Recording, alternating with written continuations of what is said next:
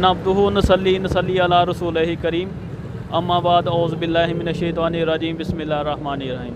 दोस्तों आज आपके लिए लेके आए हम एक यूनाइटेड पुरानी गाड़ी चलाने वाले दोस्त के लिए जो इन्होंने 2018 में ली थी। लाला जी 2018 च ली थी। हाँ जी 2018 में ली थी।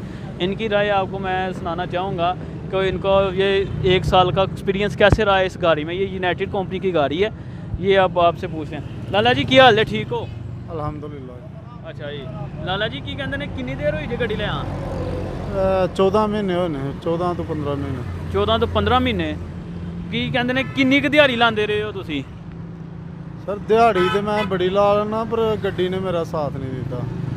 गड्डी ने साथ नहीं दिता है, की गल होगी? गड्डी ने साथ की देना है? पहले दिन तो लैके ना ते गड्डी हीट अप होंदी रही है। मैं सोचा कि नवी नवी है चलो रवां होएगी ठीक हो जाएगी, लेकिन अज तक यदि हीट बंद नहीं हुई। एक दफ़ा मैं कनैक्टर राड चक मार गया, वो करवा चुकिया। फिर एक दफ़ा आयल पंप तेल छड़ गया, वो करवा चुकिया। हूँ फिर भी आयल घटाती है। हूँ मैं किसी दिन दोबारा इंजन का खिला के रिंगा शिंगा पवानी। यानी तुहाडे कहने का मतलब है तुसी 14 महीनों च 5-6 बार इंजन खिला चुके हो ਇਹਦਾ? अज तकरीबन 4 बारी जड़ा ना वो मेजर मतलब काम वास्ते मिस्त्री को मैं जा चुकिया। हर बारी एक दफ़ा मेरा तकरीबन 10,000 रुपया लग्या तो 2-3 बारी 2,500-3,000 रुपया मेरा लग्या। तो जड़ियाँ दिहाड़ियाँ भजियाँ वो बिल्कुल ठीक, बिल्कुल ठीक। मैं तो सोच रहा हाँ लाला जी कि कहते ने अपना तुहाडा रिव्यू कराया थोड़ा थल्ले उतरो हाँ मैं अपने वेखण वाले भाइयों को चीज़ां वहावां। ए कैमरामैन इन्हों लिया के ए देखो कि कहते ने आपको नज़र आ रहा होगा इनको। हाँ जी कि यानी कि टापे उतारने से आपका ज़हन ये है कि इंजन गर्म नहीं होगा। हाँ जी यानी कि इंजन में हवा लगेगी तो हीट का घट होएगा। लेकिन लाला जी उन्होंने थोड़ी मिस्टेक की थी, पंखा शंखा नहीं लाया था, ठीक है। उस बाद बाडी भरी हाल बाडी का मतलब की थोड़ी राय है? बाडी तो मतलब कोई ऐसा थले कमानी वाला मसला है ना, कोई शाख है, सिर्फ हल्की जी कमानी है तो गड्डी वाकई आउट बैलेंस हो जाती है। जब जरा का ओवरलोड होए ना तो आउट बैलेंस एक साइड बह जाती है, एक साइड कभी कई इस तरह मामला तो है।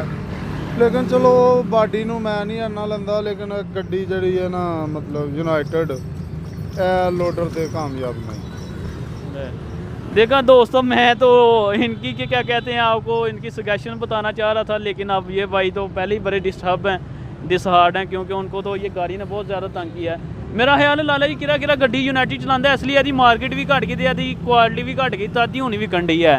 बिल्कुल ऐसे ही है जी। किसी बंदे ने मैं 2-3 बारी लिया के उन्होंने कहा जी आ नहीं विकनी, तू इंजन खिला लिया तुम तो दसो जो इंजन खराब होना उन्होंने खिलाना ही है, की करना फिर हो। तो 1 साल दे विच मेरी गड्डी की अद्धी नालों ज़्यादा कीमत घट गई।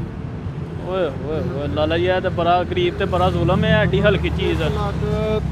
80,000 रुपये की मैं गड्डी ली थी तो हूँ मेरे को कोई जरा 90,000 की नहीं लंदा पिया। ओए ओए ओए ओए तो बड़ा जुलम है। दोस्तों आपने देखा कि एक दोस्त भाई ने आपको सारी बातें खुली खुली बता दी। मेरा तो ज़हन था कि इनकी मैं आप तक अच्छी रहनुमाई भेजूँ, लेकिन जो नसीबों की बात है। अपनी दुआ में याद रखिए।